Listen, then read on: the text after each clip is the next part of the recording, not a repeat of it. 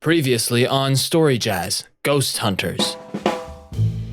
Directly in front of the group of three, in the kitchen, floats the apron that they've seen each day for the past week. Guys, I think the gym's closed. Less talking, more climbing. Another guy hands Spencer 2 items, a bottle of Jägermeister and a basketball.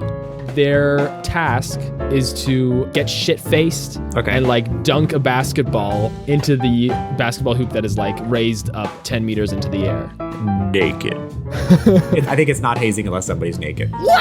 We see that it isn't the ball that has been dunked in, but it is Jonah. Jonah's pearly white ass. Harriet walks through the sort of darkening dusk of campus, and suddenly a butt-naked boy just bowls her the fuck over. Are you okay? My name's Graham. I make a great pozole. Dr. Pozole is like, well, disappearances happen. Happened just now to Liam, who was also involved in this thing, yes? Well, that's what's so crazy.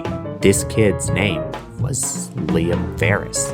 Both of you take 10 steps back and get on your knees. Harriet starts running toward the ghost. I never wanted to be a ghost hunter. And she just fucking Hadoukens the ghost across the room. The bleachers shudder and then start splitting apart, and it steps through that hidden door.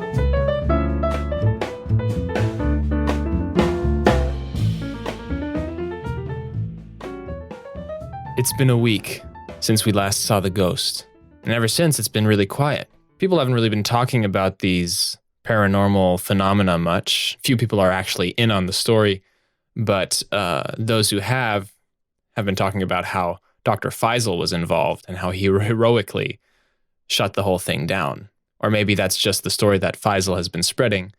Harriet and the two boys haven't really tried to stop him. She doesn't really want to spread the idea that she's involved in that whole thing.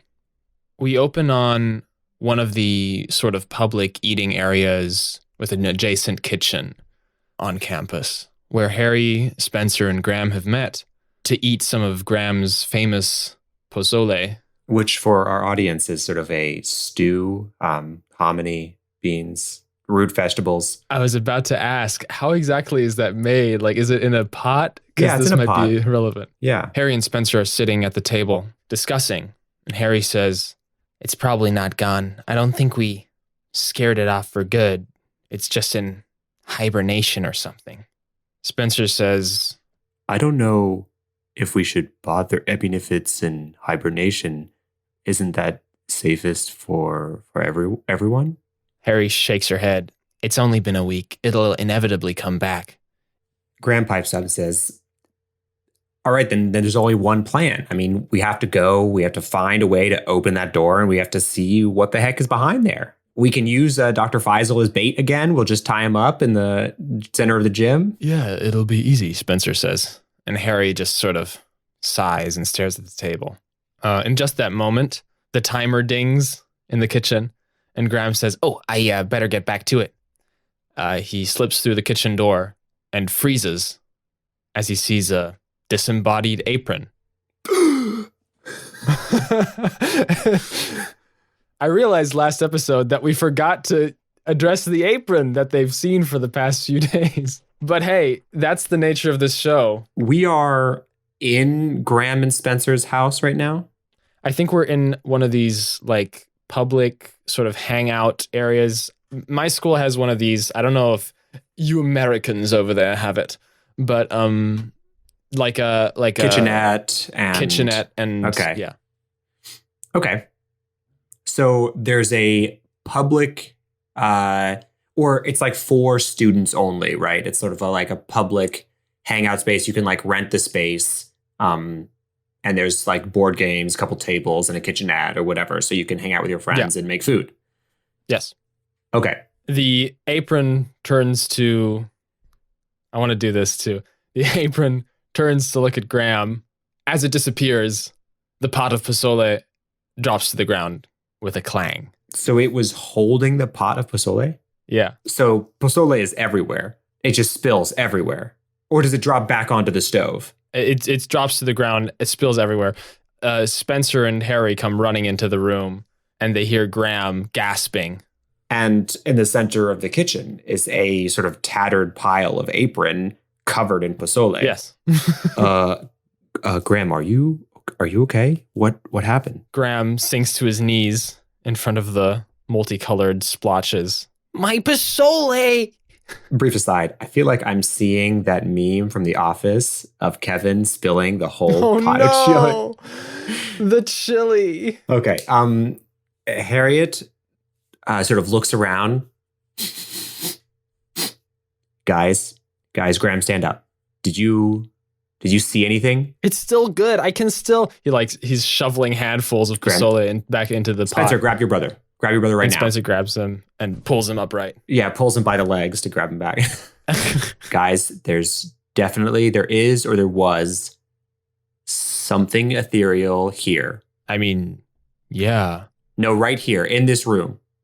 Spencer, go to my backpack and grab the gloves. Spencer, right now. Go. He runs over. Spencer comes back and passes the glove. And Harriet, without taking her eyes off the kitchen, as she's sort of like, watching the whole kitchen with her sort of wide eyes, she sticks her hands back and plants them one in each glove. Yeah.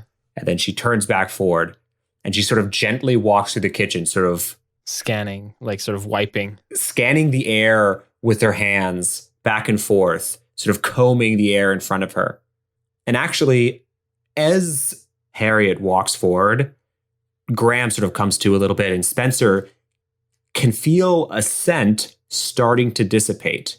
It's like he didn't know what he was smelling before. He was just like, oh, in a kitchen, there's some weird scents, whatever. Pozole. But now that Harriet is walking forward and sort of combing the air and pushing the sort of ethereal energies out, he's feeling this scent leave and realizing that there was a scent there that he didn't recognize. He just doesn't have the trained nose to realize what it is.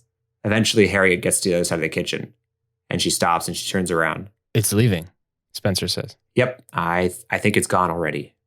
But it definitely was here. Graham's just sort of looking at the mess. Would you still eat this? Because, I don't know how much we can salvage, but I would totally still eat this. I bet it's still good. Graham, that's disgusting. I'll buy you a sandwich. just- Let's go. Let's just clean this up and go. I don't really want to be here. Yeah, Graham, I think it's probably safer if we go somewhere else. Yeah, with that, the three of them sort of pack up and mop the floor. Graham's still sort of dejected. Harriet is just sort of trying to process why there would be a ghost here when all of the sightings have been in the gym. And I think Spencer is starting to just come to terms with the fact that he had some brief sensation of a ghost even after it was gone. But he's just trying to reconcile what that is. Cool. Graham's just mourning. Mourning the pozole. I was actually really looking forward to this pozole. So I am disappointed for Graham that nobody got to eat it.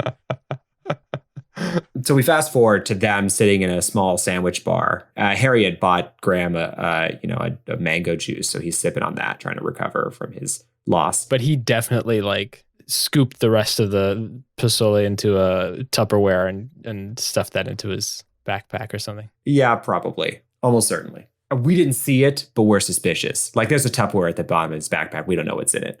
We got to take action, guys. They're attacking my culinary arts now, and I think there's several of them. There's several of them now, right? That's actually interesting, Graham. I hadn't considered. I had just initially thought that this was the same specter. It could travel further than I had initially imagined. I thought that it was confined to the gym because of the ball attack, because of Jonah Samson Zimmerman's sort of unfortunate injury. So we're making it a double name now? Yeah, the news articles keep getting it wrong. His name is hyphenated. It's Jonah Samson Zimmerman. Oh, that makes sense. That's interesting, Graham. You might actually be right. It's possible that we have more than one specter here. Harriet, how do we deal with two ghosts? Do we need to deal with them separately? That really depends. You know how I said there aren't any coincidences in a situation like this? When two spectral entities coincide, just the same thing. It usually isn't a coincidence. They must be linked somehow, but I guess it'll be our job to try to figure out how. All right, guys. I have done it. We are safe now. I have booked the kitchenette For the next 2 weeks, nobody can use it except for us. We're going to catch that bastard and we're going to punish him. Graham, I think it's actually great that you blocked off the kitchenette so nobody else can use it, but I don't think we're going back there. Not right now anyway. Yeah. Are you kidding me? I'm going to put on those fucking gloves and I'm going to box that sucker.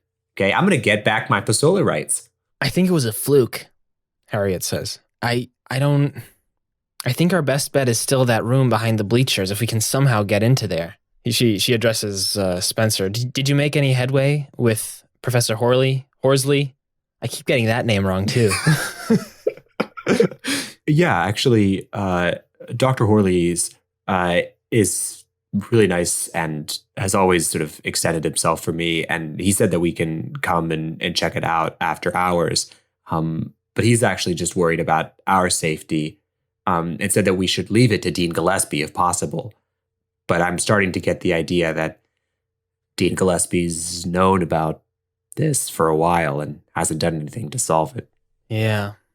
The school administration will probably be fine with just having the ghosts temporarily retreat as it has. Why don't we just, we've danced around this idea before, but why don't we just actually take apart the bleachers and get to that door? Part of the issue is the bleachers are built into the wall and we can't seem to get it to split open like it did that night with Dr. Faisal. But, Professor Dr. Faisal doesn't want to go back in there. He's happy to just pass the stories around. But we could go in there and just take it apart. We could actually just take apart the bleachers to get to that door. Well, it's a lot of work, says Graham. And I've got a lot of sitting around vaping scheduled. Plus I've been picking up League of Legends again. And I just sort of wanted to chill these next few days. But I guess I can spare some of my valuable time for you guys. Thank you, Graham. That is so kind of you. I think that if we manage to deal with this ghost, perhaps we'll be able to cook undisturbed as well. That should be in itself a reward. That is a plus, yes. So let's jump to that scene, right? I think I want to jump to an intermediary scene. I want Graham to face the ghost by himself. I think Graham is actually peeved that the ghost fucked with his Pozole. And Graham has booked this kitchenette for the next 2 weeks. Nobody else can use it so that he can use it every day. I think he's going to go after the ghost by himself. Okay.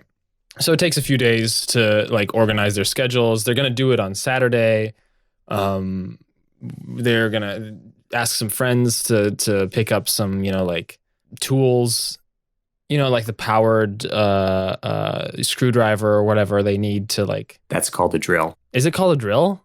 It doesn't drill anything. What is a powered screwdriver? Exactly what the name says. What is a drill then? I think that drills holes. But how do you change the bit? What do you put in? What else could you put in there? You could put a screwdriver or a drill bit into a powered rotation handset.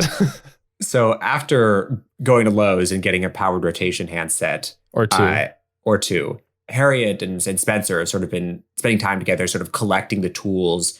And since Spencer and Graham's place is closer to the gym, they've just sort of been piling up all of Harriet's old ghost hunting equipment and their tools there to sort of prepare for their Saturday night, Saturday night ghost hunting session. But because all of the tools, especially Harriet's old ghost hunting tools, are at Spencer and Graham's place, a sort of moonlit Thursday night, Graham decides that he's going to go after the Pozole ghost. The Pozole ghost. And that's this episode's title.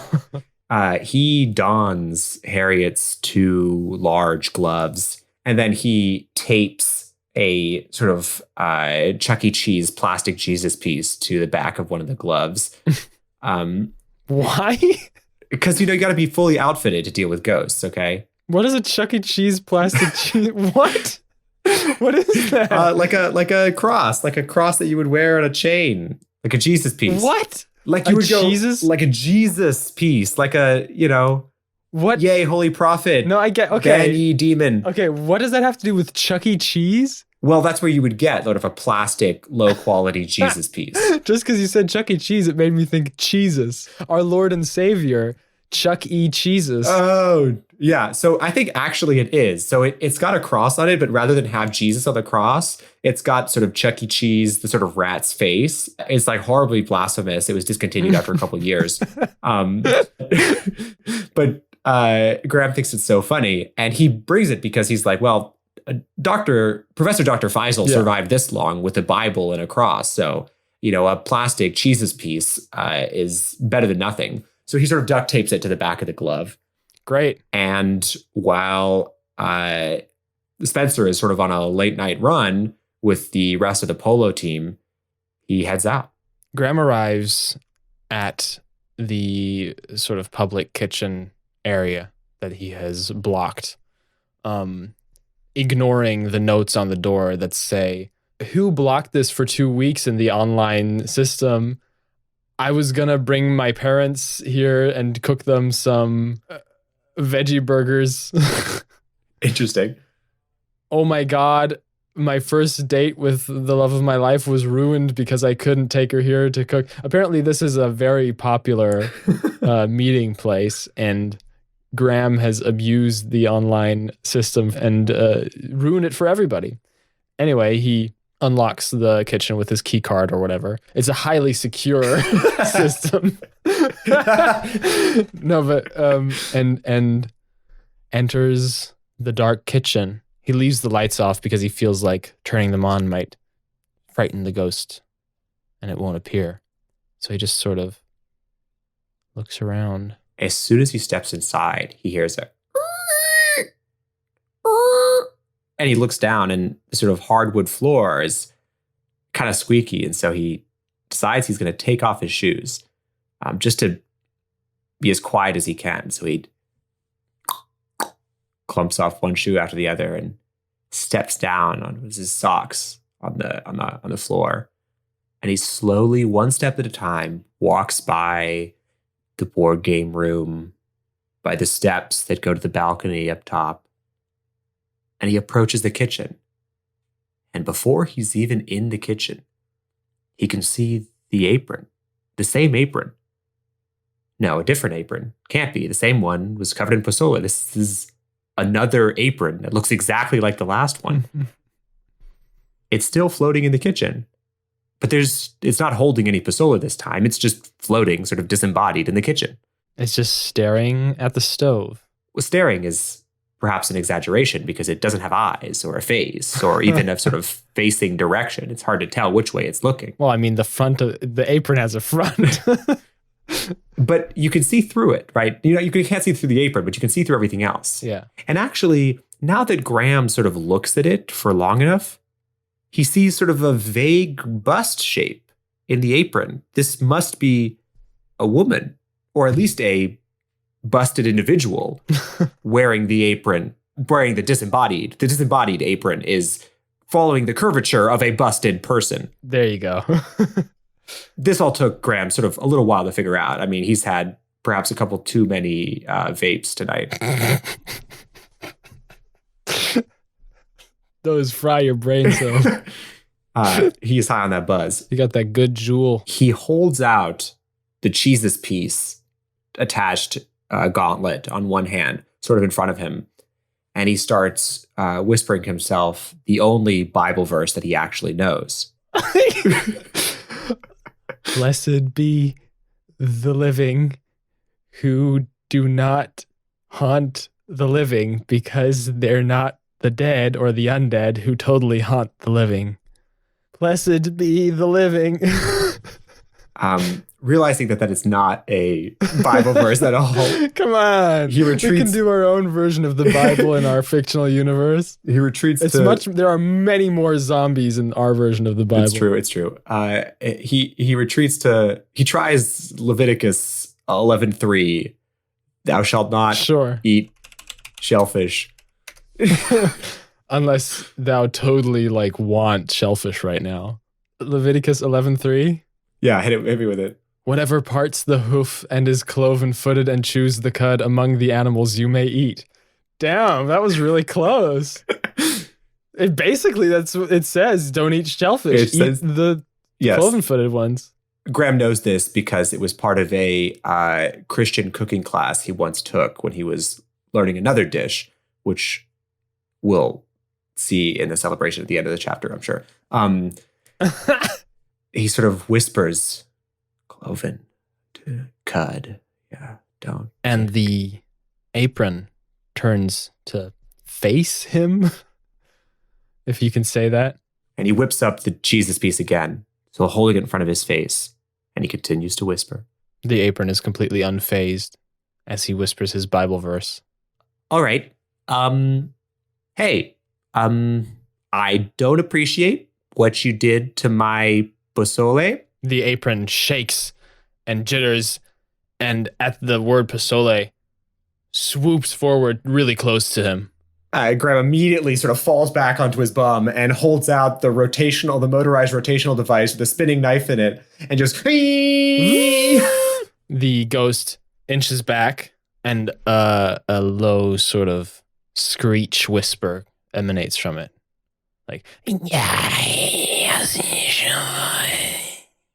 Okay, my black speech is not up to par, so you're gonna have to go slowly.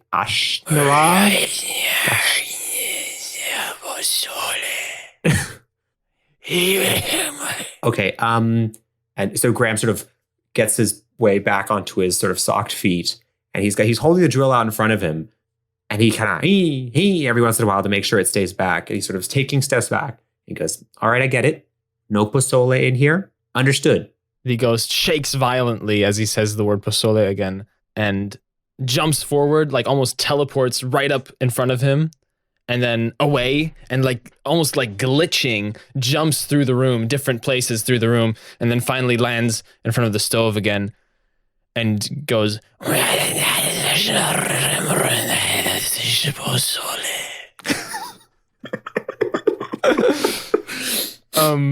Graham has a thought.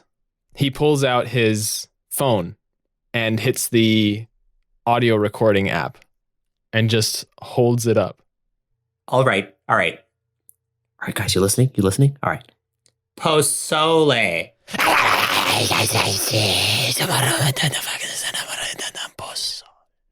Did you guys hear that? Okay, I'm gonna leave now. I'm just gonna.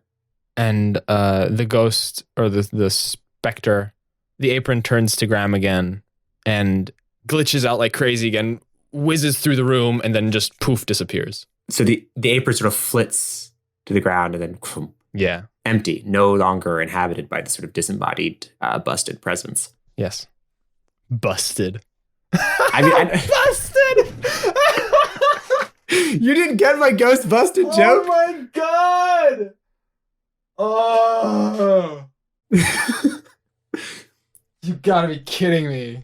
Graham sort of backs up, sort of looking around as if he could see the ethereal presence elsewhere, embodying or enchanting something else, but he doesn't see it anywhere. He sort of sniffs the air the way that Spencer and Harriet kept talking about, but nothing. Doesn't smell anything.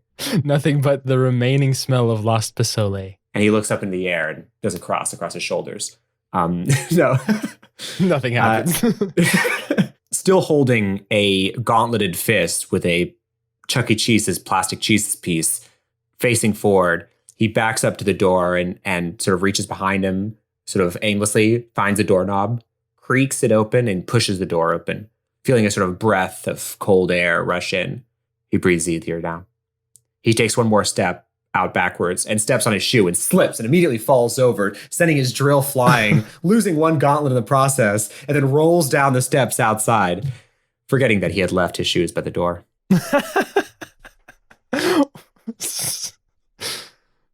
Wonderful. That's great. And then we smash cut. Boom. Graham's in the hospital. No. He has 3 cracked vertebrae. Oh, that's a twist that I was not expecting. No. Twist of the spine. He's right in the bed next to Jonah Samson Zimmerman. Actually, that might be kind of No, good. I think actually No, okay. we sort of smash cut to not 15 minutes later. Graham is sort of sneaking back the steps up to his house. Spencer is on the bench in front of the house, on like sort of the little couch bench in front of the house, still in his gym clothes, looking at his phone, And he hears Graham walk up and says, dude, hey, where were you? I came home and you weren't home. I mean, not that you can't go out, just. So I kind of maybe sort of did something irresponsible, but I think the end result is overall positive. And Spencer notices like a couple of blue spots on his arms or all over him. Did you get in a fight? No, I fell down let me just tell you the story. And he recounts what just happened. With a sort of like, maybe it's like a fade out or it's like a sort of sped up montage sequence of Graham sort of waving around, explaining it. We cut to Spencer sort of sitting on the bench, no longer lying down on it, sort of rubbing his temples. Graham, we agreed that we were not going to go back into that house because there's a ghost there and we can only deal with one ghost at a time. I don't know how to keep you safe if you're going to run off and get hurt. Well, same thing goes for you, but can we focus on the important aspect of the story? I got its voice. All right, fine. Let me hear it. And he plays the recording. Hey guys, can you hear this? All right. And then the screeching. Pozole. Okay. All right. I admit that's actually pretty fucking cool. Right? Terrifying, but cool. Just, can you like save it onto, the cloud or something so we don't lose it? And then we're going to show Harriet tomorrow. She'll know what to do. Can we just smash cut to Harriet? So cut Harriet in their like little dorm house with the two boys. You did what? I think she said, you did what? And then she holds up her gauntlet, still with a plastic Chuck E. Cheese's Jesus piece taped onto it. The kind of chaotic spectral energy that emanates from these satanic, blasphemous effigies? And she like rips it off and throws it out the window. Or she tries to rip it off, but it's too. I want it to be on there. I mean, you could rip it off if you want to. I want it to be on there, though. She tries to rip the Jesus off of her gauntlet, but it doesn't unstick. There's some infernal glue in there. It's just welded to her gauntlet.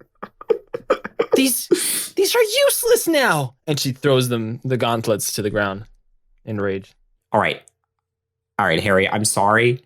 I know that I broke protocol, but we got something out of it, right? This is not, I mean, I fucked up. I get it. I fucked up. But like moving forward from here, we have more information. We can save my pozole. You don't understand how big this is.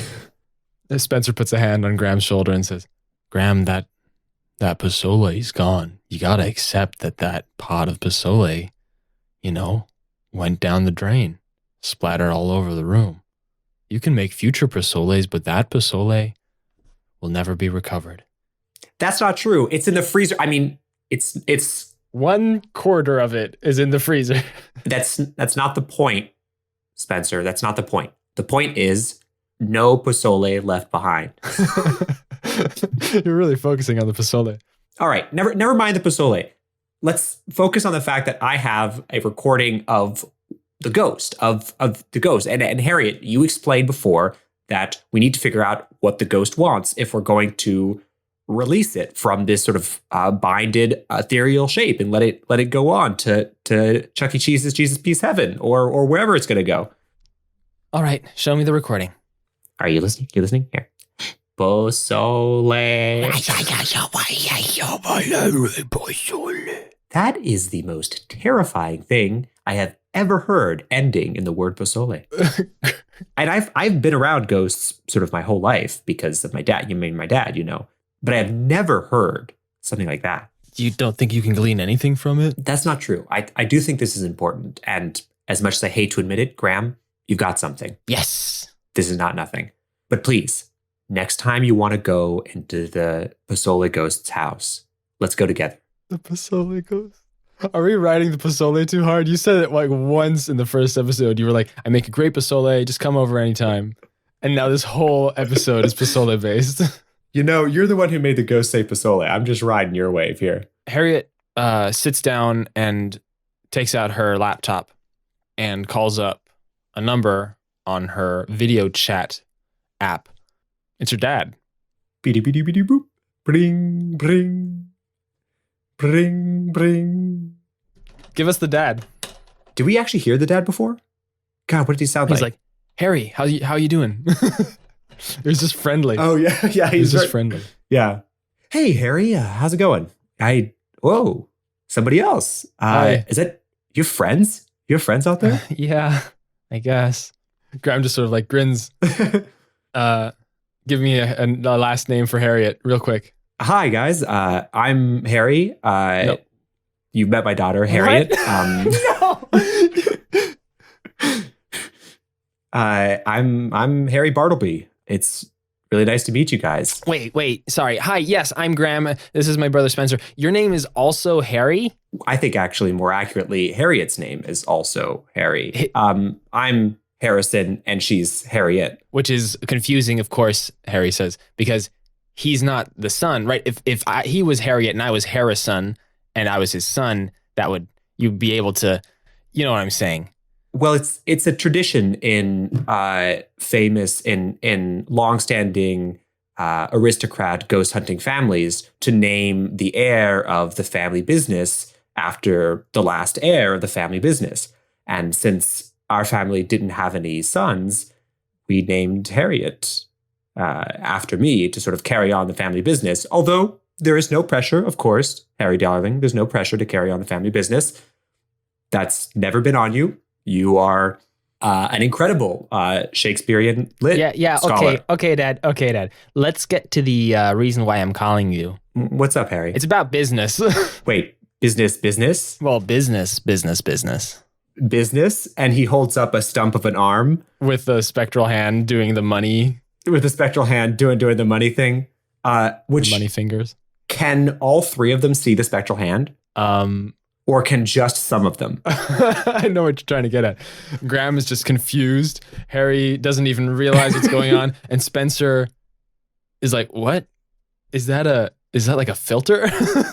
So Spencer sees some sort of vague outline. Yeah, wavy, yeah. Of an arm. Harriet knows exactly what's happening. She can see the hand sort of crystal clear. And Graham's like, oh shit. Is your dad okay? Did he lose an arm? Actually, wait. Maybe he's like whispering to Spencer, like, "Oh shit, did your dad lose an arm? Are we gonna lose a limb hunting ghosts?" I don't know. That's actually kind of horrifying to think about. It's also a little presumptuous to just start on camera, like whispering. So Harriet, so there's two ghosts. So one of them is in the gym, and the other one is in the kitchen all the time. That's the Pozole ghost. Yeah, the Pozole ghost. It's very interesting. There's not frequently two ghosts in the same area that aren't directly related to the same initial event. Often, if there's more than one ghost, they're attached, such as a mass murdering or a murder-suicide or something like that, where the ghosts are attached by a certain traumatic event. Yeah, that's what I said. Anyway, we have like a recording of its voice or something like that. I just wanted to show you that and see if you could make anything of it. Did you get some of the new software? I haven't been looking at it because I'm, by all technicalities, retired. But I'd heard that there was new software for recording ghosts. Dad, I don't have ghost recording software. You know how I'm like trying not to follow that career path and all that. This is just... Yes, of course. Yeah. Shakespeare? Mm-hmm. Yes. So I thought maybe you just listen to it and maybe you can help us. All right, well, send it over. Send it over, darling. This is set in the year 2022 where files just instantly arrive. Or we could just send it in normal time and they sit around waiting for a little bit. No, yeah. Or his spectral hand reaches through the screen and into Graham's phone and pulls the MP3 out like a little chip. How far can we take this? So the three goon squad sort of watch Harrison Bartleby, hold his headphones to his ear as he's sort of looking sort of distracted. He's clearly listening to the recording, and his eyes narrow. And the three of them watch him sort of mouth these words, like he's almost mouthing along with the ghost. And Harry recalls Harriet Bartleby recalls that her dad really did study trying to interpret ghosts because it was sort of the creed of this particular family to, whenever possible, get the ghost home safely. That banishing or destroying ghosts was sort of a crueler tactic. And there was no better way to figure out how to send a ghost home than to understand what it was actually saying. Something that very few ghost hunters had ever even tried. He throws down the headphones. Yep, this is not a ghost. What? You telling me that just some punk, some fucking Scooby-Doo punk is like messing with me and stealing my pozole? Spencer puts a hand on Graham's shoulder. He didn't buy any fucking he didn't buy the turnip. He didn't buy the hominy. He didn't provide, like, what? Graham, I think he's going to explain it to us. It's still a specter. Well, technically it's a wraith. A wraith? A wraith is basically not a full ghost. It's the echo of one. They form from intense memories. One of the 9 lords of men given a ring. No, yeah, that's not. That's why they speak dark speech. That makes so much sense. It's possible that Tolkien took a little bit of inspiration from the true lore of ghosts, but this presence that you've witnessed here isn't a full ghost and shouldn't be able to manipulate things physically to too much of a degree. I mean, I don't want to brag on behalf of this ghost, but a pot of pozole weighs, 5-6 pounds at least. More. I mean, I was making enough for 3 people, so it's a pretty substantial weight. Graham, this is not about your pozole right now. And Harrison Bartleby thinks for a second and says, well, maybe this wraith has a special connection to pozole. I fucking knew it. I told you guys fucking made fun of me, but I told you, I knew it. I made the best goddamn pozole this side of Massachusetts. So what do we take away from this, Dad? Like, how do we fight this wraith off? How do we use this against the main ghost? Well, darling, I think your first step is going to be to figure out how these two spectral beings interact. From what you've told me, you haven't actually seen them in the same place at the same time, or even in the same place, not at the same time. But they are, I can assure you, aware of one another, and may actually be exacerbating the powers of the other. And that's a dangerous storm to be caught in the center of. As dangerous as Liam Ferris, the ghost of Liam Ferris, is, that's actually the tamer of the two. That this wraith is far more powerful, or the potential to be far more powerful and far more dangerous. We're talking tearing down the school and possessing multiple bodies at once and causing mass disruption if this wraith is angered. So I urge you to take things slowly on the pozole ghost and to... The pozole wraith, Graham, correct? Yes, my apologies. And to first approach Liam Ferris. If you can figure out what is happening with Liam Ferris first, and then use that information and hopefully keep the two spectral powers from mixing, you can prevent the largest of casualties. Now that I think about this, shouldn't I just come? I think there's no reason for me to be stuck here in Alabama, in retirement. The fishing's wonderful, but I don't know. I'm worried about you, Harry, dear. No, Dad. We both know there's plenty of good reasons why you're staying home. And we don't want to worry Mom more than we already have. Come on, dear. This arm, it does some weird things, but it's never hurt anyone. It's not about the arm. You know that. Well, I'm going to send you some more supplies.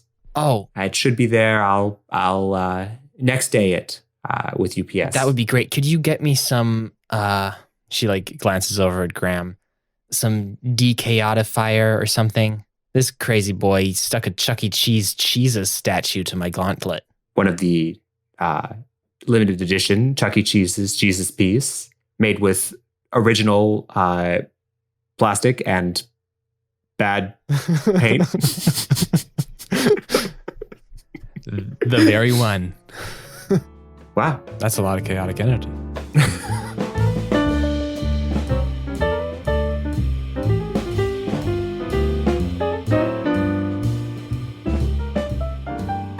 Hey everyone, it's half of your hosts, Sam, speaking here. And your other half, Softy. We just wanted to say hi, as we do in the middle of these episodes for some reason. This is a regular reminder to follow us on social media, Instagram, Facebook, Twitter. Yeah, our tag is at StoryJazzCast. You can find Sam's YouTube profile too. Our episodes are going up there. The episodes should be regularly coming out Thursdays from now on. So look forward to the next episode after this one on the 6th of August. Yes, that's correct. And we'll let you know from then on as the next ones come out. But every 2 weeks about on Thursday. You might have noticed this episode 2 is a continuation of the Ghost Hunters arc, but we're going to try to do new story arcs every 2 to 4 episodes. And if you particularly liked a story arc or a character, tweet at us, #StoryJazz, or again, at StoryJazzCast. Let us know what you liked, and we can bring it back in a future episode. We might continue some story arcs. Yeah, or if you just want to be a part of the process, tweet at us, send us messages on Instagram, Facebook, or email us at storyjazzcast@gmail.com. You can just shoot us your ideas. We'd love to hear from our fans. Yeah, if you have prompts, for stories that we could try to do, it's not like we need them, but we need them, please. But no, seriously, we are so thankful for all of you who have listened and reviewed and shared the show. We are. We love all of our fans. Friends. We love everybody who's even put the time into listening to us. Direct, close friends. Yes. I don't know if fans is appropriate. Our friends. Friends. Oh my God, I love that term. Our friends. Yes, we love you. Do we have a way of ending this? That's pretty much it. That's the whole ad break, right? So thanks for listening and enjoy the show. Yes. We'll see you in 2 weeks. I love you. I love you too. I think the next step is to break into the back room of the bleachers and drive the ghost to the kitchenette. Take us to the gym. Take us to the dismantling of the bleachers. Do you want me to like cold open, kind of just throw us in there? Sure. In a brief montage sequence, we watch Graham pull one glove on and roll another glove on and clench his fist. On the back of the glove, we still see the plastic Chuck E. Cheese's Jesus piece attached to the back of the glove. In the corner of the room, we watch Harriet roll her eyes as she pulls on a new pair of gloves. They look brand new, a gift from her father. Spencer, on the other side of the room, is holding a large metal net, which is wired on the sides with these flowery patterns and cryptic writing and these sort of tattered pieces of paper. There's no mesh to the net, but it has supposed to have some sort of ethereal capabilities. Even Harriet doesn't understand quite what it's supposed to do, but again, her father sent it, and she would be remiss not to use something her father sent. Harriet pulls on her goggles, pulls them over her forehead, swoops her hair back a little bit. For sure she got swoopable hair. She pulls on her boots. She throws her little backpack on, which she's stuffed full of some more tools that her father sent, half of which she doesn't even know the names of. Everybody's sort of preparing with their various possessions. Spencer, who's the least equipped of the three, is standing on the porch, looking out into the night, gazing generally towards the gym, but also trying not to look at it for too long, knowing that he's got to go over there soon. Harriet follows out behind him. She's got all of her stuff set up. She's got all of her ghost hunting equipment. And she turns to her large polo-playing friend. Are you ready to do this? Ready as I'll ever be, I guess. Hey, guys, wait, hold up. And you hear from the upstairs room, the door that's still open. Guys, I think that this knife thing is off center, and it's making the whole drill or its whole motorized rotary device wiggle when I squeeze it. Graham? Graham, what do you get the fuck down here? Okay, just take the drill. We don't need the butter knife. I don't know why it was in there. And they march off toward the gymnasium. Of the three, Harriet's confidence has grown. I mean, she's dealt with ghosts before in her childhood when she would follow her father on these various adventures. Graham, despite his ineptitude, has grown to feel like he can deal with any ghost after having fended off a Wraith, which apparently is one of the more powerful spectral beings. And least confident is Spencer, who, despite his stature, is terrified of this ordeal. I mean, he's already been pummeled by balls on more than one occasion. He's not ready to be done again. Wow. They meet up with Dr. Horsley, who opens the back door of the gym for them, looks them up and down, and sees the automatic, what was it? Powered rotation. The motorized, motorized rotary device. The powered, was it powered rotation handsets that they've brought along, and says, "Excuse me, is that a ghost hunting tool?" Tonight it is, sort of, says Harriet. Yes, I officially sanction this as a ghost hunting tool under the circumstances. Thanks, Dr. Horsley. We'll clean up whatever mess we make. I promise. Horsley reluctantly nods and lets them inside. Hey, Dr. Horsley. Graham waves as walked right by.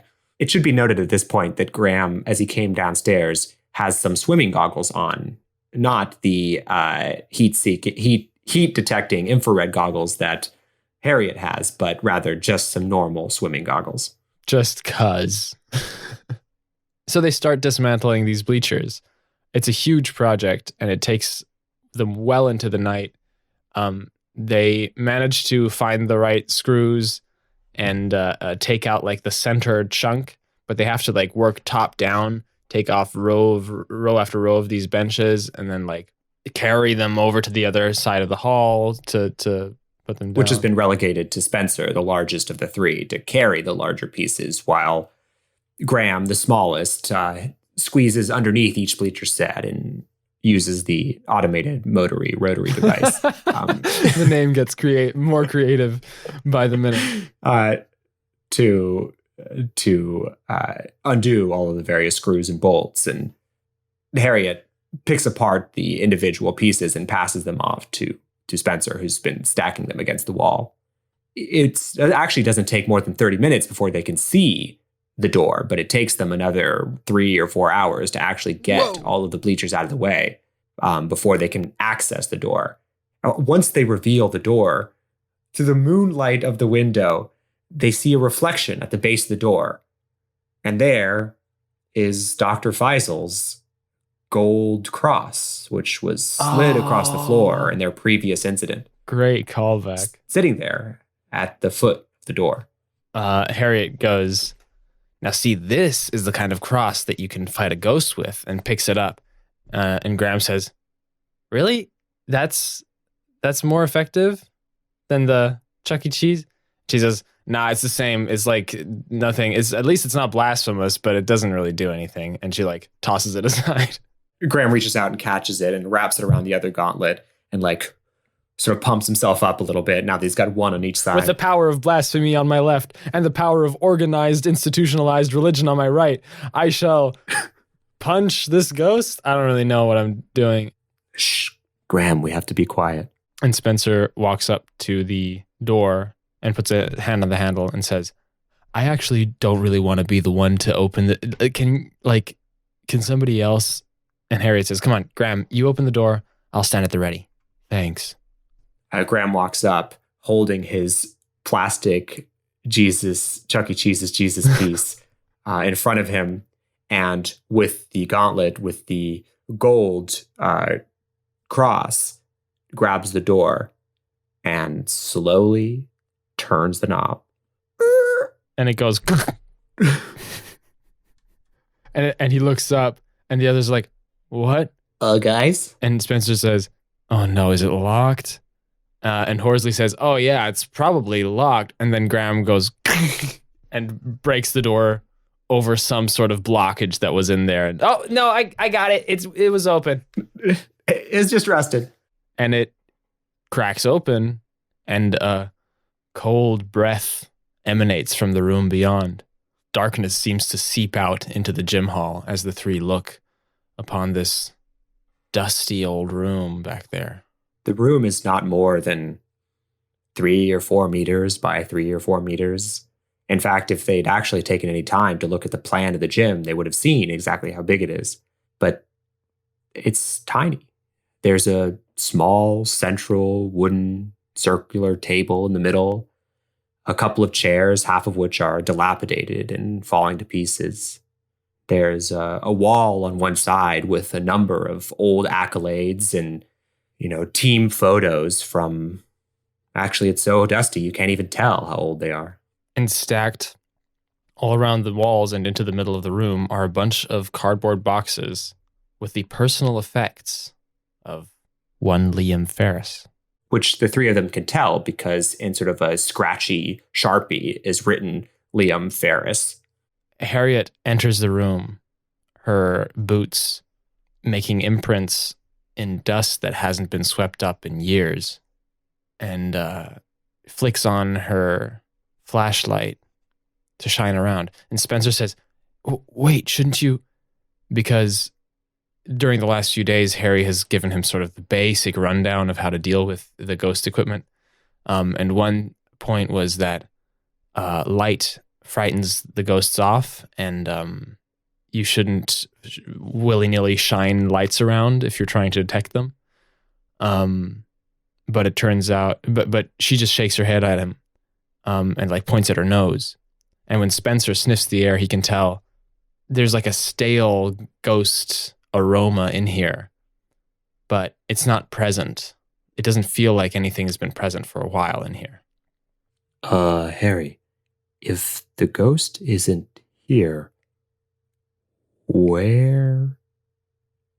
And suddenly, boing, boing, bounce, boing, boing. bounce. No. From behind the three of them, the 2 double doors that enter the gym fly open. They've been closed behind, and Dr. Horsley is standing in the center of the gym, watching the 3 of them enter this old room. And a gust of cold air rushes through, and they can feel instantly, Spencer and Harriet can feel the sort of ethereal presence start to rise, not in this room, but coming from behind them. And with a gasp, Dr. Horsley begins to rise. His feet separate from the ground as he begins to be lifted into the center of the gym by his chest, like there's a hook in his chest pulling him upward. Oh, geez. Did I catch you unaware a little there? No, we're good. Graham turns around and springs into action. He runs toward Horsley, jumps up with both of his gauntlets outstretched, and manages to grab onto Horsley's ankles and try to pull him to the ground. But this force that is lifting him up is just really strong. And Spencer shouts, "Graham, don't!" and runs after him. But by the time he reaches them, they're so high, they're already like lifting up to the top of the gym and out of his reach. Harriet, thinking fast, grabs one of the old trophies off of the shelf and sticks it into the door so that when it inevitably slams shut, the trophy stops it, bending a little as it does. Then she turns around and runs toward the 2 figures being lifted up in the center of the gym. All right, Spencer, where did you put the net? It's there behind the bleach. Spencer, just grab it. And she reaches into her pack and she pulls out a tube of toothpaste-like substance. It's got some strange writing. It looks like it's in Tagalog. It's this sort of curly writing. She can't read it, but her father sent it and explained to her what to do with it. That's awesome. Spencer runs over to her, sort of hesitantly and sweatily looking up at the 2 figures floating higher and higher into the room, watching Dr. Horsley's body start to convulse and shake as his arms are moving and flailing to the side and his legs start to flail too. Graham sort of barely holding on. He's kind of screeching and yelling out, "Uncloven chud, don't eat the shellfish." Spencer holds out the sort of circular part of the net to Harriet, who, with a sort of squeezes some of the toothpaste onto the rim of the net, and then with her gauntlet sort of like kneads it around each portion of the net with a little sort of dangling parchments. She says, all right, when I'm done with this, I need you to run around the exterior of the gym. You're going to hold that net up in the air. You know that scene in SpongeBob where they're trying to catch the the jellyfish? Just like that. Just run around, hold the net directly above you, and I need you to chant this for me. And she gives him a chant. We smash cut to Spencer, breathing deep. He's standing at one, and Harriet's like, all right, you got to go fast as you can. All right, chant, let's go. And he says,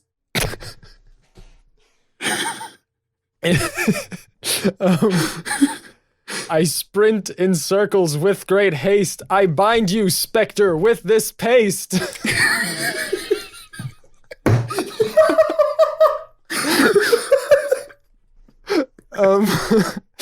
And as he's doing that, Harry runs back inside. Horsley is now holding onto the rafters at the top, trying to regain control over his body. Graham dangling from his feet as his shoes start slipping. All right, stay calm, Graham. I'll be right with you, Harry shouts. And she starts climbing the rafters. Spencer, after having made his tour of the gym with the net, throws the net down and says, Harry, I'm going to grab the mat from the mat room and throw it under them. That way, if they fall, they're going to... And then he, boom, disappears out the room. Harriet climbs up the rafters, and we're back in that place where we were at the beginning of episode 1, among the retracted basketball hoops. And she makes her way over toward the two there. And and as she gets closer, Horsley turns his face suddenly toward her, and there's like this darkness in his eyes. It's like his irises are suddenly pitch black, and bleeding outwards into the white of his eyes. And he speaks with a demonic voice. You little girl, what do you think you can do to me? You think this paste will bind me into this room forever? You're wrong! And Harry just says, stop the spiel, Ferris. I know you're just the kid from the basketball team. You're not fooling me with that demon voice. Spencer slams open the doors, carrying on his shoulder one of the wrestling mats, and he runs to the center of the room and throws it on the ground and rolls it out, and shouts up to Graham, this paste isn't gonna save you. It's just to make sure the ghost doesn't leave. So when you fall, say something. I'll try to catch you, but if you don't, this mat should prevent you from breaking most limbs. I think. That's great, Spencer. That's great. I was hoping to not break most limbs. What the fuck am I supposed to do? He says, sort of swinging back and forth as Dr. Horsley's body is convulsing more and more. It's starting to sort of crumple here and there, almost like it's like wants to implode on itself. Damn. Harry's is like clambering through the rafters and like manages to hold on to one and is like trying to swipe at Horsley with one of her gauntlets, but Horsley / Liam Ferris's ghost that is possessing Horsley's body is just out of reach and smiles at her and says, I've been here for 13 years, buddy. I'm not going anywhere soon. This is my place. Then Harriet looks down at Spencer and says, all right, this is going to be a little risky. Get ready to catch somebody falling. Somebody. And with that, she unhooks her legs from the rafters and swings on her arms so that she's propelled towards the floating Horsley and Graham. And she flies through the air, letting go of her hands. She flies through the air and leading with one punch, just socks Dr. Horsley in the face as fucking hard as she can. And everybody in the room hears this sort of wet thump as a sort of ghostly spectral figure gets astrally projected out of the back of Dr. Horsley and completely separated from his form as Dr. Horsley's sort of like gaunt corpse, looks like the energy's been sucked out of it, starts to fall limp. Did you just say corpse? Horsley slips, his hands go limp, and he slips off the rafters and down, down, down splatting, smacking into the... As he's falling, Harriet manages to hook one arm back onto the rafters, and she reaches down and, with the sort of rotating body of Dr. Horsley, managed to now grab Graham by the ankle. Still holding onto the rafters with one hand, holding Graham by the ankle with the other, as as Graham loses grip of Dr. Horsley, who catapults slowly towards the ground, quickly, faster now. Spencer underneath, sort of positioning himself to catch the falling body of Dr. Horsley, and lands with a crunch, thump. Actually, with a crunch. Dr. Horsley's body falls limp into Spencer's arms. Actually, as he lands, Spencer can feel each bone in his body, each bone in Dr. Horsley's body sort of crumble to pieces in his hands as his legs and his arms and his back sort of like crush under the weight of their own falling. And he's holding this sort of limp, gaunt, muscleless, liquidless, dry body of Dr. Horsley. Jesus Christ, you just killed this guy. Oh man, I thought he might live. Well, that's the end of Dr. Horsley. Spencer looks down at him and kind of shudders. Oh God, fuck. And he drops him onto the mat in front of him. Guys, what happened to Dr. Horsley? Let me go. I can't do it. Okay, I just can't. No, stop struggling. You'll just make it worse. Harriet and Graham are still like fighting up there. Hey, Spencer, is there like a trampoline or something? Because I don't think I can hold on to this guy much longer. Your brother's a lot heavier than he looks. Spencer climbs up the side of the room, as he is now versed in doing, into the rafters, and helps Harry somehow pull Graham up, and they help each other down. And a few moments later, they're standing around Dr. Horsley's lifeless body. Harriet? Yeah? Was this always, was this a risk of happening to us this whole time? I guess so. It's much more powerful than I thought it was going to be. And Dr. Horsley is dead. He's gone. There's nothing we can do. Harriet is about to answer when we hear a loud, like, electric crack from outside, and then a sort of... We cut outside the gym. The three of them are running out, and we see what seems to be like the semi-transparent form of Liam Ferris caught in a semi-transparent, glowing, net-like substance that is spanning around the entire gym building. It's only visible right where the ghost is stuck to it, but we can tell it's the paste net that Spencer created. And the ghost is in there thrashing. All right, guys, don't get close. We've already seen what it's capable of, and since it absorbed Dr. Horsley's energy, I don't know what it could do next. This net probably won't hold it for very long. Okay, I've got an idea. This is really dangerous. This is like, if you guys want to dip now. I can't guarantee we're going to survive this. Okay. I mean, we've been pretty close to dying this whole time, haven't we? We're going to cut the paste net, and we're going to get the ghost to follow us to the Pozole ghost. We're going to intentionally have them interact, and we're going to use the Wraith's energy to cancel out the ghost's energy, and hopefully in a time where they're both weak from fighting one another, banish them, because at the power that Liam Ferris is now, we don't stand a chance.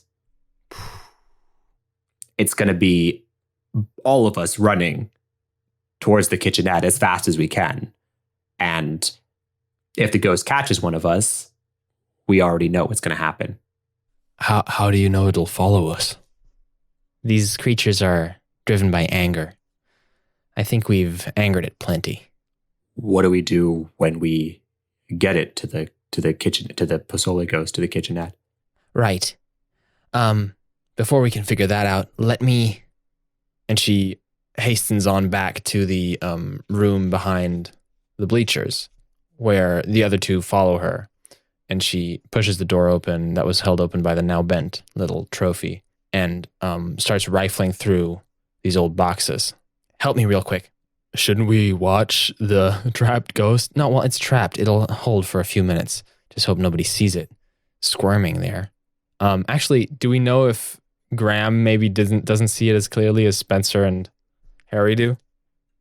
I think we know. I think that Spencer and Harriet see it. I mean, Spencer not as clearly. He's not quite sure what he's looking at. Yeah. Graham is seeing lights and shining and feeling shaking, but he just assumes that he's seeing the same thing as they are. So they rifle through these old belongings of Liam Ferris's.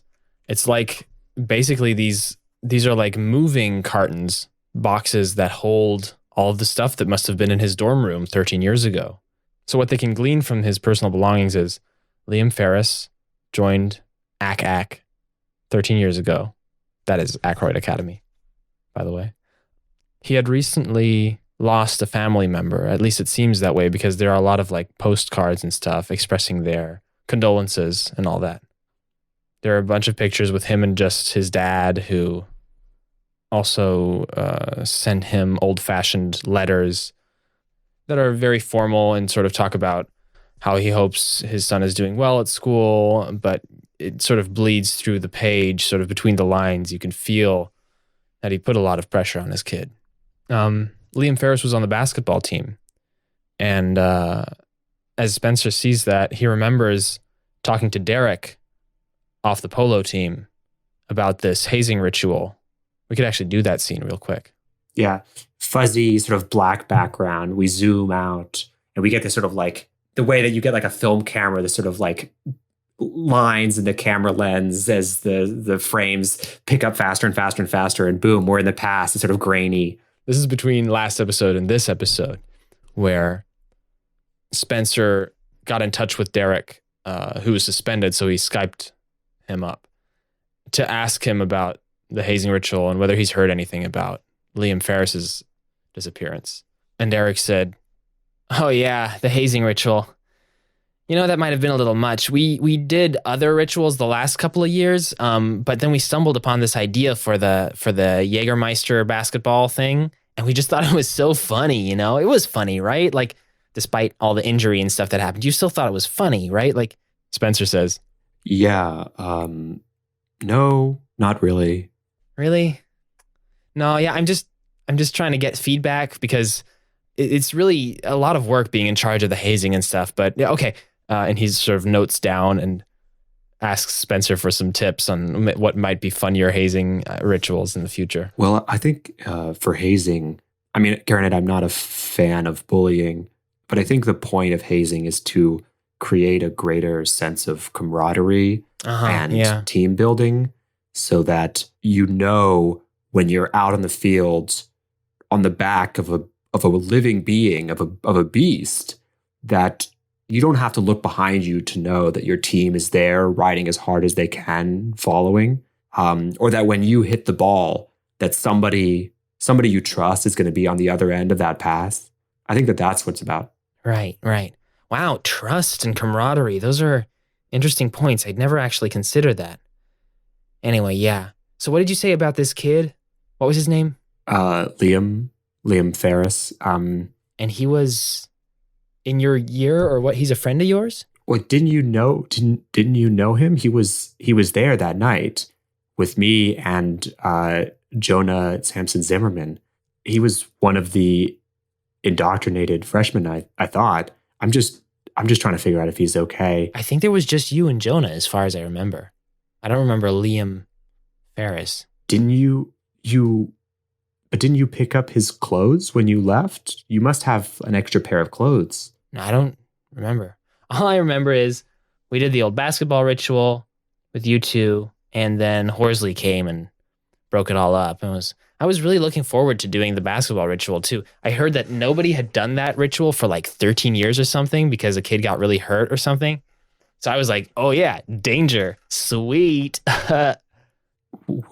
Just, I mean, aside from the horror of what you just said, where did you find the ritual? Just out of like curiosity. Some of the basketball kids told me about it. Like apparently that was their hazing ritual for years and years and years until like 13 years ago or something like that. And they just didn't have the balls to do it anymore. Haha, pun intended. And I thought, we polo kids are pretty athletic too. They think that we can't do it because we ride on horses all day, but we can climb and dunk and stuff. So I thought I'd prove it to them by us doing the basketball ritual. All right, well, let's not do it again, please, Derek Senpai. Yeah, you're right. I'll probably try to come up with some better ones while I'm suspended. Some rituals that actually encourage, what did you say, camaraderie? Is that how you pronounce it? Don't be an asshole, Derek. What exactly is truce again? All right, I'll see you later, Derek.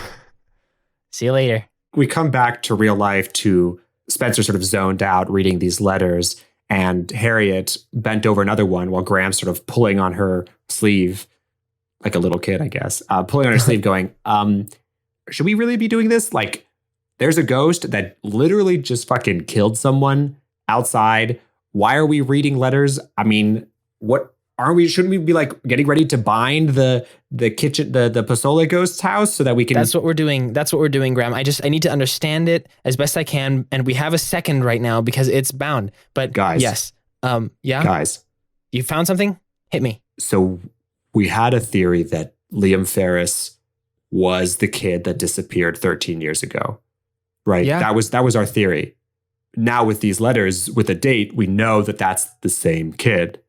We know that the basketball team, at least because of this letter, and because of what Derek Senpai said, we know that the basketball team used this ritual for years and years and years and then stopped using it after Liam Ferris. So I think Liam Ferris actually died by slipping into the basketball hoop the way that we, or everybody is saying, Jonah Samson Zimmerman did. And then the school covered it up, said that he just went home, and they moved all of his stuff into this room and built the bleachers in front of it so that nobody would ever see it. Graham says, I think that makes... It sounds crazy, but remember Dean Gillespie said that they've been having trouble with specters for the last few decades, and they've been trying to deal with it? Why would she say that? Why would she just sort of throw us off the trail and say that, oh, they're dealing with it? Clearly, they're not dealing with it. Okay, Harriet says. I think that's enough information for me. I can work with that. Let's try to bring these two specters together then, shall we? All right. Guys, I don't know if you realize, but I think I'm probably slower than both of you. So if the ghost catches up, I'm going to be the one turned into a fucking prune. What am I supposed to do about that? Right. Just you run ahead, I guess, and we'll catch up. Great. And I'm just going to the Pozole ghost? Yeah, just head over to the public kitchen. And we still have to find out what the Pozole Wraith, what it even is, right? Fuck. Okay. Can I carry anything? Can I? Well, I'm just gonna go. I'm gonna go. Do you have your powered rotation handset? Yeah, I have the automatic rotary device. What do you want me to do with it? I don't know. I just thought it might make you feel a little safer. Damn straight. This butter knife twist the dick off of anyone. You put the butter knife back in? It's not like sanctified or anything. It won't do anything against the ghost. You tried telling me that. And he goes, and the butter knife spins around in the little automatic rotary device. The lights on the set come on, and we see Graham just fucking booking it. He's got the little pink and purple backpack from Harry's childhood on one shoulder. He's got the net over the other shoulder. And sort of the drill under one arm. Sorry, the automatic rotary device under one arm. Both gloves on, a cross of some level of blasphemy or non-blasphemy on either side. And he's just running. He's just running. He's run right by his house, which he doesn't even take a second to look at. He's running direct before the public kitchen, where he knows the Pozole ghost lives. Harry and Spencer are standing in front of the paste net where Liam Ferris's ghost is still suspended, staring angrily down at them, screeching something along the lines of, "Let me go so I can destroy you." You know, Harry, I never thought in my whole life anyone would ever say that to me. "You got used to it pretty quick." And she brings out a pair of weird scissors. The scissors are dull, and they actually, when you close the scissors, they don't even come together fully, but they're inscribed with all sorts of little green runes all over the blade and the handle. And she applies them to a couple of choice spots around the ghost and goes snip, snip, snip. And the ghost like starts thrashing free with several limbs, but it's still stuck there. And Spencer says, should I start running? Be ready to. In 3, 2, 1, snip. And they bolt as the specter rips free from the paste net and howls and thunders after them. But there's a certain like limp and wobble to its movements. And Harry, between wheezing breaths, says, "At least it slowed it down a little bit. But it's coming after us. That's good, right?" "In this situation, I guess it's good." They tear across campus. Luckily, since they took so long to dismantle the bleachers, it's pretty late at night now. Nobody's there to witness this, except for one lonely Japanology student sitting alone, their weeby self, in a picnic area, studying their kanji. And they look up and see what appears to be 2 students running away from like a lens flare effect. I should have made this like a cinematography student. That would have been much funnier. Maybe they're a double major. Yes, Japanology cinematography. They're a big Kurosawa nerd. Yeah, they really want to make live action anime remakes. Yes, that's exactly. I just think there's a lot of potential in the Dragon Ball franchise that hasn't yet been tapped into. With that, our 2 athletic individuals, more athletic than Graham at least, as you said, tear down the street, heading for the kitchenette. And behind them, they can sort of see, because they can see in the reflection on the trees and on the cars and on the street, sort of floating lens flare following them. This bluish presence. Yeah, but to them, unlike to most others, there are definitive feet. There are almost definitive sneakers as they're padding the streets and running. And the ethereal presence doesn't need to run the street, but this presence, this is how it knows how to move. And it leaps and bounds, and we can even see something like a basketball jersey forming around its torso. And the number on the back is 13. And the number on the back is 69. Nice. This has been StoryJazz. We were just building up to that. That was the whole joke. Thank you very much for joining us. Yeah, nice. Nice. No, anyway, they reach the kitchenette just a bit after Graham does. Who's hands on his knees, leaning over, the drill's on the ground, the backpack's on the ground, the net's on the ground, and he's... And Harriet throws open the door, and Spencer grabs Graham and like pulls him, "Come on," inside, and they slam the door, and the presence of the ghost like sort of into the door behind them and like seems to wash around the house. And now the ghost is like circling around trying to find a way in, and they have a few moments of time to try to summon the Pozole Wraith before Liam enters the house. So Harriet leans over to Spencer and goes, "All right, so what's the best way to get this ghost out? Should we..." And then as she says that, Graham goes, "I got this, guys." And he extends his neck and he looks up in the air. He kicks off his shoes and he goes, "Pozole." And the whole house starts to rumble and shake. And with this sort of flitting magic specter on the outside, doing circles like a electrons around a neutron core. The house itself starts to shake and rumble. The pots and the pans fall off of the rack in the kitchen. The stove starts to light and close and light and close, and this sort of clicking, and then fires to light, and then boom, goes out flat. And the cabinets are open and close and slam, and the cabinets fall to the ground. And then one of the cabinets that slides to the center of the kitchen flips over, flips back up, flips over, and then from underneath it slides a red and white striped apron.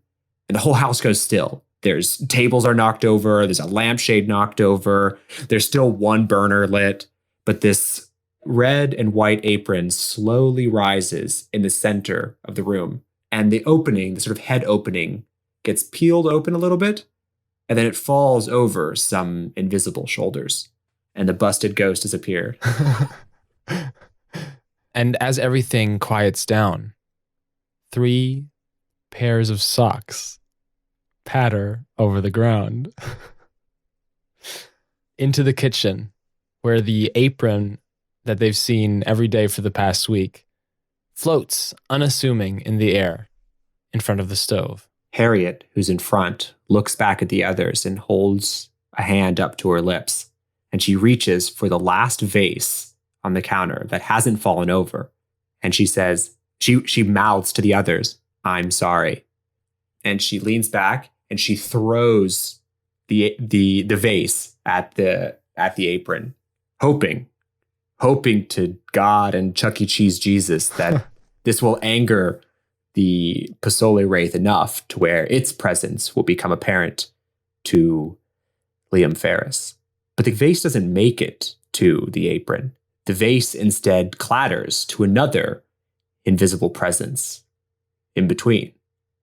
And as the little pieces of the vase fall to the ground, the gaunt, spectral face of Liam Ferris, grinning, appears. And the group gasps. Yes! We made it! We got there! Guys, we are so close to our 2-hour recording limit. We actually, halfway through this, weren't sure we were going to actually make it to my cold open. Like, we were pretty sure that we'd completely fucked ourselves. Now we have maybe 10, 20 more minutes to just try to tie this all up with a cool climax. Get these ghosts into heaven or hell or Chuck E. Cheese limbo. And let's do that right now. The Pozole Wraith has, although not hurt anyone, has shown its strength to be far and above Liam Ferris in power, though appears to not be malicious, at least not towards Graham, our only evidence of encounter with it. We know, thanks to Harrison Bartleby, Harriet's dad, that a wraith is the echo or the memory of a person's spirit, not a full ghost that is tethered to the human world by trauma, but a ghost that has arisen from somebody else's memory of a person that they've lost.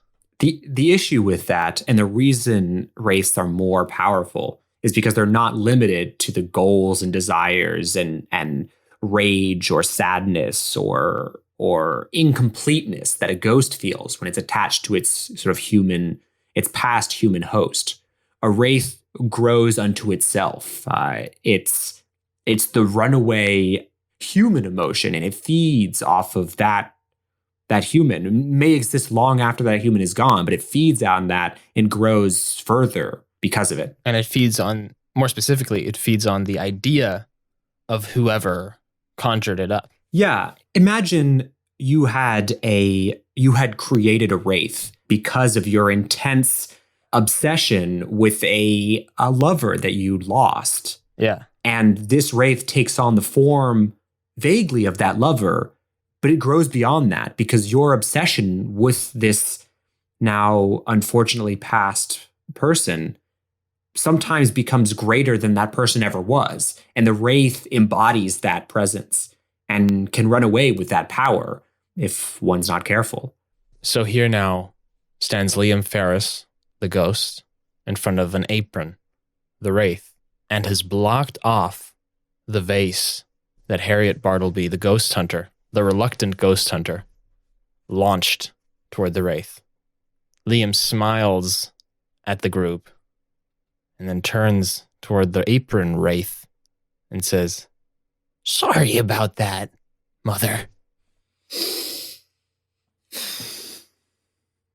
For those viewers who can't see me, I took a big breath because now I need to rethink what the fuck I'm doing here. I think in tandem with my breath and my reconceptualization of what is happening, Harriet looks back at the two twins, Spencer and Graham, and goes, What the fuck did we just do? Is this a good thing or is this a bad thing? and Graham looks back at Harriet and goes, What the fuck are you asking us for? You're the expert, not us. and then Spencer goes, Guys, we should not be whispering. Why are we talking right now? Harriet, you said you had an idea. Now that we had read the notes, the letters, what do we do? You had an idea. What was your idea? The apron circles the room and starts approaching the group from one side. Liam starts approaching from the other. I thought they were two separate, warring entities. I don't know. I thought maybe the Wraith represented some other student that had bullied him or something, but apparently the Wraith is his mom, I guess? So I'm guessing Liam conjured the Wraith? So they're working together now, which is really bad for us. And the Wraith and the ghost both get closer and closer and whisper to each other in some sort of unintelligible. And Liam laughs and goes, and the ghost goes, Pozole. With that, Graham's eyes light up. Not actually, but he perks. He perks up and he goes, Guys, I have a plan. And he abruptly stands up. Both of the ghosts continue to circle slowly, but now they're watching Graham. And they're not moving in closer. They're just sort of hesitantly watching Graham. And for the first time Spencer has ever seen, Graham lifts his chin up high and walks with absolute confidence towards the kitchen. Actually, now that I think about it, I'm sure Spencer has seen Graham walk with absolute confidence to the kitchen before. But in this particular occasion, amidst the horrifying nature of these at least semi-murderous creatures, Graham looks unafraid. Graham, one socked step at a time, marches unafraid into the kitchen and grabs a cast iron pot from the ground. And raising the temperature of the last lit burner, he plops, clang, the cast iron pot onto the stove.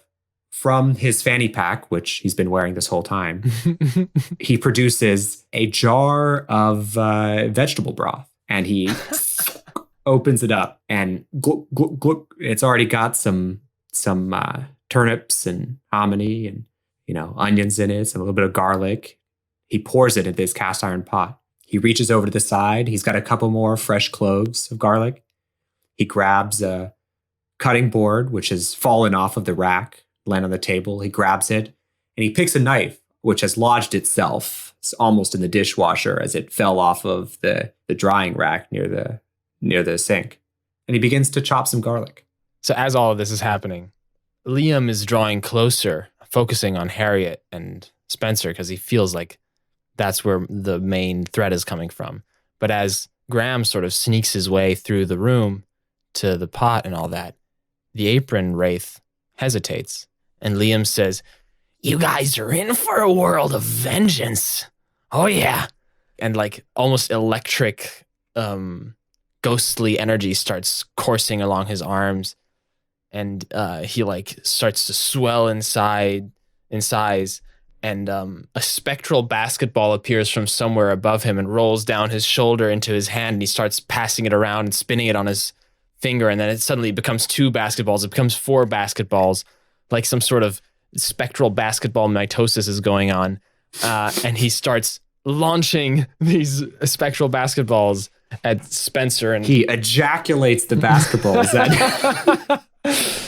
at Spencer and Harriet, who get hit a few times, but then sort of duck down behind a fallen table. And Harriet reaches out with her hands and manages, with her gloved hands, and manages to catch one of these basketballs and hurl it back. And Graham pushes further forward, and now he's starting to cook, And the apron Wraith has lost interest in these two new visitors and is now instead sort of swirling around Graham and watching him as he makes the first ingredients for the pozole. Eventually, Liam perks up and realizes that his Wraith mother isn't helping, turns around and says, Mom, what are you doing? What's he making? As he realizes that's pozole on the stove there. That's starting to smell pretty good, actually. Without answering Liam, the Wraith mother reaches over to the knife rack. She's standing across from Graham, across the little island with the stove on it. She reaches over to the knife rack and grabs one of the knives and pulls it out, but the knife doesn't move. Instead, a spectral knife appears in her hand from the knife rack. And she reaches over to a turned over basket of fruits and vegetables, which is empty. And she pulls a spectral onion from within it. And she puts it on the cutting board that Graham is using. Graham, startled slightly, but trying to keep his cool, continues to mince the garlic. And she begins mincing the onion right next to him. No, you won't distract me like this, says Liam Ferris's ghost. And a crack appears in his skull, in his forehead, and it starts opening up toward the back, and it bleeds out, and it starts cracking open. And we know, and I don't know if the ghost hunters know this, but this is the same crack that his head had when he fell from those rafters and died. Actually, I think Harriet does know this. This is one of the things that she discovered in the pile of his belongings, is the sort of coroner's report that was thrown along with his stuff and hidden in there. And out pours a flood of spectral energy that envelops the room. Harriet dives from her hiding place for the pink and purple backpack that she had from her childhood that Graham brought. And she rips it open and she starts shuffling through this. And Spencer looks and goes, "What are you doing? What, right now?" She says, "All right, I didn't think we'd ever need to use this, but we might actually be able to save Dr. Horsley. We might actually be able to save him." Whoa. And she's just throwing stuff left and right, a half tube of ghost catching paste and her childhood, monkey femur bone necklace that she got when she was working in the Amazon. Her pink painted Geiger counter. Yeah, all of her stuff. And at the very bottom, she finds a small clamshell that's bound together like a book on the edges so it can open and close with a very, very fine silver thread. And she takes it out very, very gingerly. And she sort of nods to Spencer, says, come over, with her head. And Spencer sort of crawls across, trying to avoid best the sort of splintering, semi-demonic spectral energy that's sort of flying out of the forehead of Liam Ferris, who's being sort of torn asunder in the center of the room. And she opens this small clamshell. Inside, there's nothing. There's nothing special inside. And she looks to Spencer. She says, "If for even a second you think that one of these pieces of energy belongs to Dr. Horsley, and you can catch it in this, we can put it back into his body, and we might be able to save him." Okay. Spencer gulps. And then Harriet says, "Okay. Oh boy." And she looks up at Liam, who's now the crack is now extending into his nose and eyes area. And it's like his whole skull is splitting wide open, unnaturally wide, like the jaws of a snake, as it just pours forth, it's gushing forth all the pain and all the frustration and loneliness that Liam Ferris lived through in his last weeks before his death.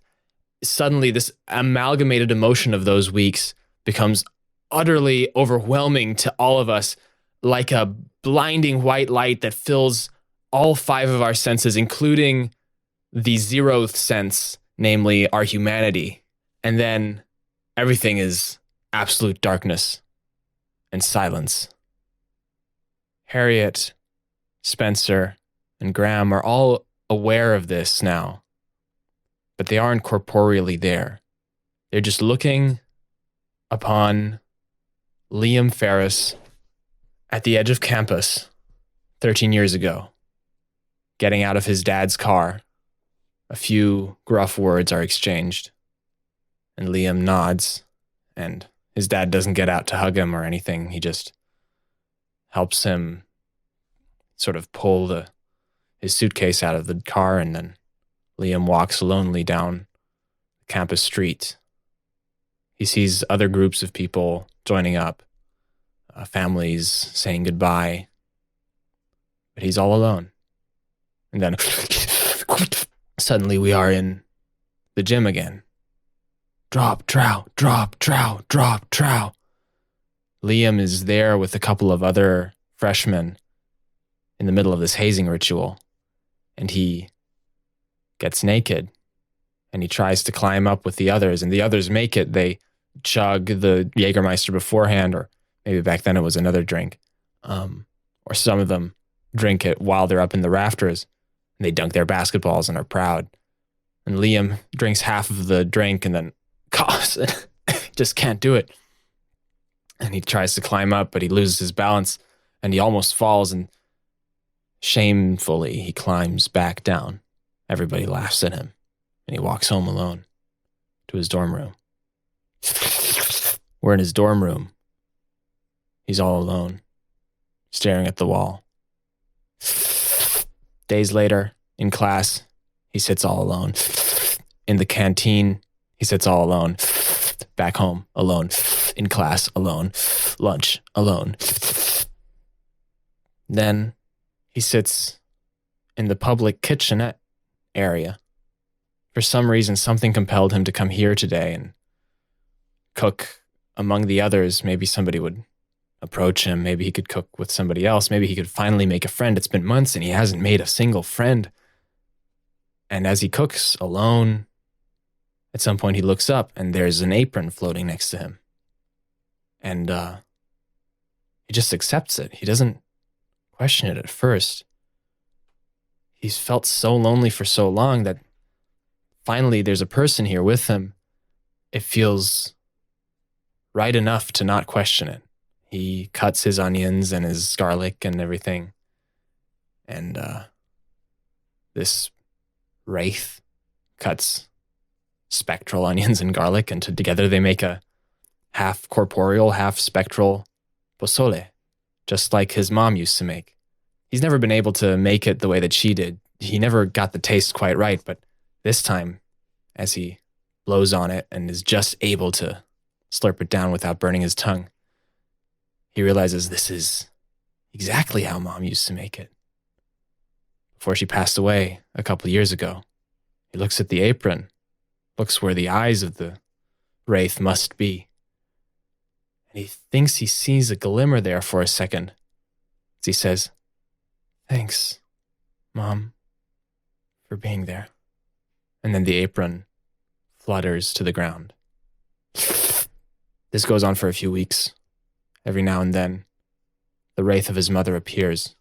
Born from his loneliness, she spends time with him when nobody else will. She cheers him up. She gives him back his confidence, or at least a little shred of it. We're back in the gym. It's the middle of the night. It must be some weeks later, and practice is going fine, but not well. He still doesn't have any friends in the team. Why are we in the gym at night? Alone. Liam Ferris is standing in the middle of the gym, a bottle of Jägermeister under one arm, a basketball under the other, with his shorts around his knees. Alone. He's gonna do the hazing ritual by himself. He's gonna try to finish what he couldn't do before. Surely the guys will accept him onto the team if he manages to do it now. He drops the basketball, kicks off his shorts, and starts chugging the Jägermeister. It burns in his throat. It burns so bad, but he just keeps chugging. He just keeps going. He looks at the empty bottle in his hand and he puts it down, clank, clank, by his feet. He undoes his shoes, his socks, takes off his jersey, and picks up the basketball. It's now or never. He's going to do it. He's going to do it. One foot, the next. He's climbing up the climbing rack. He's up into the rafters. the basketball is kind of awkward. So he shifts it to the other arm. No, not quite. So he tried to kind of grab it between his legs. But as he's reaching between his legs, his other hand slips. His leg slips. He's falling. He's falling. There's basketball hoop. Maybe he could grab the basketball hoop. He reaches out for it, but his arm gets caught in it. Snap, boom. It whips him around. His body goes limp, and he falls to the side. He's still hurtling the ground. His arm's been dislocated. He looks at the ground. He tries to hold his hand out in front of him, but slam, boom. His forehead just meets the ground so hard it instantly splits open. He's watching himself from 3 feet away, 5 feet away. He's standing right where he was just 5 minutes earlier. There's no bottle of Jaeger in his hand. There's actually no hand there at all. There's just an ethereal presence.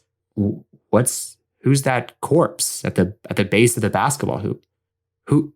Why? Is that him? Is that his corpse? With a jolt, everybody thumps back into their bodies. The spectral energies swirl in a vortex around the whole room, centering on Liam's head. Harriet is sort of bracing herself against a lampshade. Spencer's trying to stand to his feet. Graham is doing it best as he can to pull a turnip out of his fanny pack and start cutting it. The apron is whipping back and forth, but the spectral presence is so strong it doesn't even move as it continues to cut the next onion and open a spectral can of beans. Spencer finally getting to his feet, standing directly in the tornado of energy. He looks at Harriet and he snaps his fingers a couple times, says, "We got one chance." He breathes in deep and he looks Liam Ferris directly in the face and says, "Hey, Dr. Horsley, can you spot me on this?" And with that, amidst the sort of turquoise cyan hue, a bright purple jet flies out of Liam's forehead. Woo! And Harriet leaps to her feet, opening the tiny clamshell, and with one extended arm, jumps into the air and clamps it around the little ball of bright purple energy streaking through the air. Slam. Then she gets tossed to the side and Spencer manages to just barely keep her from crashing out the window. He falls to his knees too as the tornado of energy swells further and further. It starts tearing the paint off the walls. It's ripping the bottom of the stairs as it's starting to just tear the whole building to shreds. And then clink, a ladle hits the side of a pot. And the spectral energies swirl and shut inside Liam Ferris's head. And he's jolted, floating, as a bowl of half-spectral pozole is placed onto the table. Harriet gets up. Spencer grabs a chair and places it in front of the bowl. Harriet gently places a gauntleted hand on the paralyzed ghost Liam's shoulder, sets him down in the chair in front of the bowl of pozole.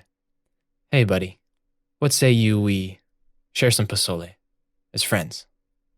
Graham from the other room goes, "Oh, wait. I have some parsley. I haven't put the parsley in yet." And he comes trundling in. And he's got one sprig of parsley. It's all he could fit in his fanny pack. And he's got some scissors. And he leans over the spectral bowl of pozole and he clips a couple of pieces of parsley over it. The apron from the kitchen, it has no body, but if it did, it would be smiling. If it did, it would have its hands on its hips. If it did, it would be happy to see a young Liam Ferris sharing a bowl of pozole with some friends. Liam smiles up at his friends who are now sitting around the table with him, each with their own bowl of pozole, and says, "With parsley, just like Mom used to make." And then they dip their spoons into the, what is it, red? I don't fucking know. It's red. It's got chilies and stuff. Yeah. They dip their spoons into the red soup. Is it a soup? I'm not sure. It's like a stew. They dip their spoons into the red stew. Liam dips his in, takes a hearty slurp, and disintegrates into white sparks. Silence fills the room. They all put down their spoons. They're not quite sure if it would be healthy to ingest spectral pozole. Then there's a light as the apron flitters to the ground. Harriet looks to Graham, smiles, closes her eyes. She opens them and she looks at Spencer, and she raises an eyebrow and she points to her nose. Spencer sniffs a bit. The air, it smells clean. Just smells a tiny bit like pozole.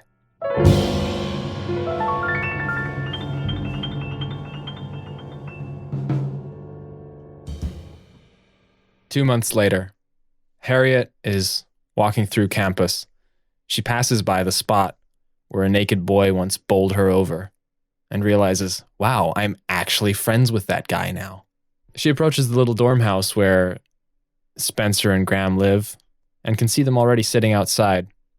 Graham pulling on his vape, Spencer doing some casual chin-ups. Before Harriet even gets close, she can hear Graham's voice. All right, Spencer, look, I know you need to practice, but you look like a douchebag. I'm just going to say it. You look like a douchebag. Says the guy vaping in 2020. Damaging your health is way cooler than benefiting it. Everybody knows that. Give me what's the flavor of his vape? Kiwi cotton candy. Kiwi cotton candy. My favorite. So dumb. The brothers look at one another. Spencer all sweaty, he's shirtless, half naked in his, running shorts and calf high socks. His fingers are red from having done these chin-ups in broad daylight on his porch. Graham's got his classic semi-transparent Game Boy Advance in his lap. He's playing sort of a classic game of Pokemon Crystal. Crystal is actually a semi-transparent cartridge as well. So I think he's subconsciously trying to confront himself with semi-transparent objects in order to become comfortable with semi-transparency again after the ghost ordeal. Yeah, but I'm not sure he's thinking about any of this. He's just trying to catch... no, it's subconscious. He's just trying to catch a shiny Ghastly. Harriet makes her way up to the steps and says, "Hey guys, what's cooking?"